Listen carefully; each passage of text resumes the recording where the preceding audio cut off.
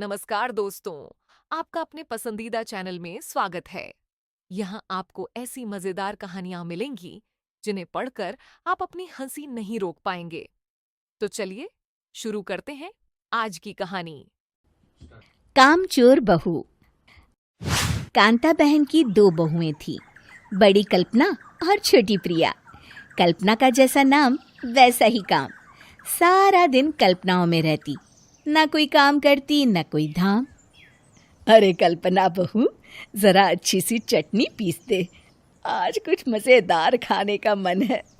पेट में जलन हो जाएगी माँ जी बुढ़ापे में, और वैसे भी मेरा काम करने का वक्त शाम का है, अब प्रिया को ही बोल दो। इतना कहकर कल्पना वहां से चली जाती है।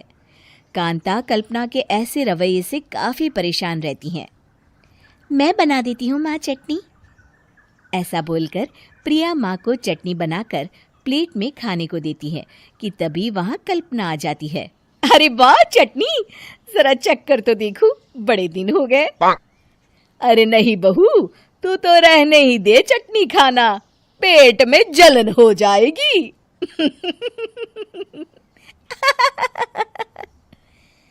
इतना कहकर कांता और प्रिया दोनों हंसने लगते हैं। कल्पना सारा दिन या तो मोबाइल में यूट्यूब देखती या फिर सोती रहती। उसका कमरा भी बिखरा और गंदा रहता। एक दिन कल्पना का पति अशोक उससे कहता है, अरे कल्पना, जानवर भी उस जगह को साफ कर लेता है जहां वो बैठता है, तुम तो इंसान हो, कैसे इतने गंदे कमरे में रह लेती हो? देखो सारा सामान यहाँ वहां बिखरा पड़ा है। ज्यादा अपनी माँ का बोल ना बोलो। हाँ, कमरा तुम्हारा भी तो है, गंदा लग रहा है तो साफ कर लो। पता नहीं तुम्हारे साथ मैं कैसे जिंदगी बिताऊंगा। इतना कहकर अशोक वहां से चला जाता है।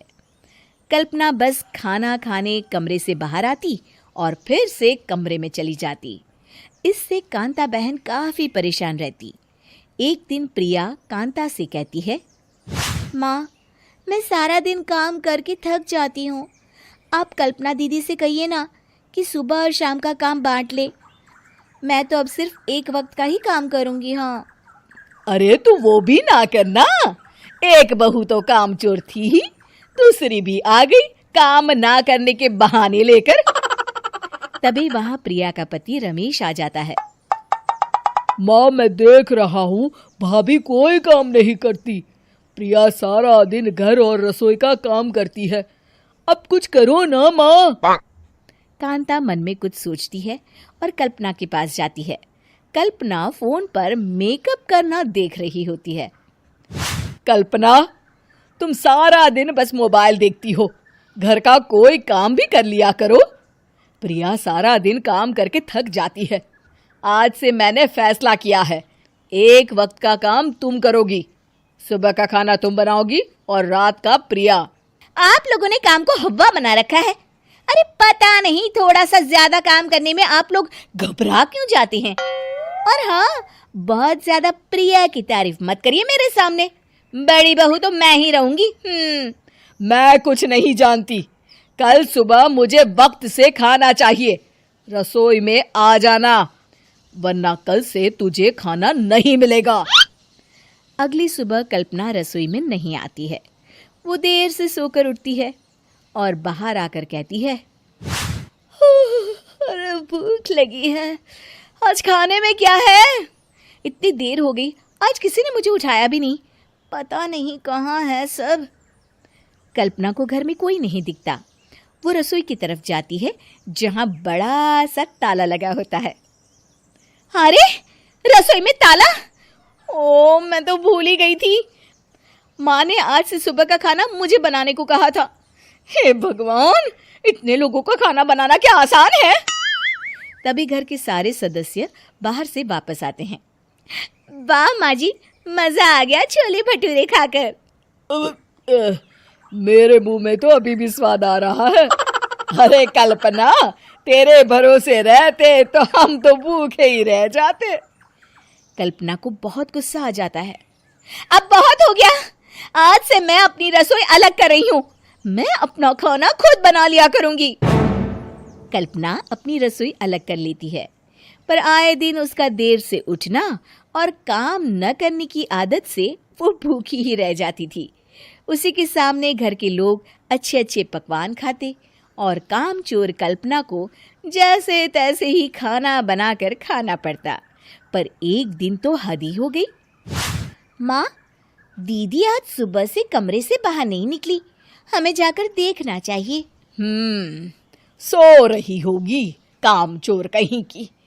पर तुम कहती हो तो चलो देख लेते हैं उसे। कल्पना कमरे में पेट पकड़कर बैठी होती है। हाय मेरा दर्द पेट दर्द के मारे मर रही हूं मैं।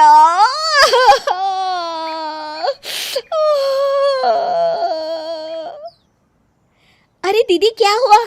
पेट में दर्द क्यों हो रहा है? डॉक्टर को दिखाया आपने? माँ, कल्पना खड़ी होती है और माँ जी के पास आती है। मुझे माफ कर दीजिए। अब से मैं सारे काम में मदद करूंगी, कभी आलस और काम चोरी नहीं करूंगी। हाँ हाँ, वो तो ठीक है, लेकिन अचानक क्या हो गया जो तू काम करने को तैयार हो गई? कामचोर कल्पना।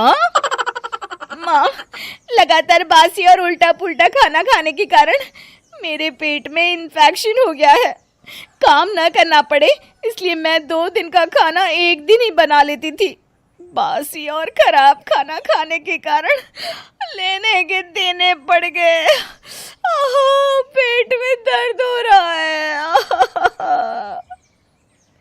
चलो, अच्छा हुआ, देर आए दुरुस्त आए। तो दोस्तों, मुझे उम्मीद है कि आपको कहानी पसंद आई होगी। अगर आपको पसंद आई हो तो कृपया सब्सक्राइब करें और मजेदार कहानियों के लिए बने रहें। मैं आपसे एक नई कहानी के साथ मिलूंगा। तब तक हंसते रहिए।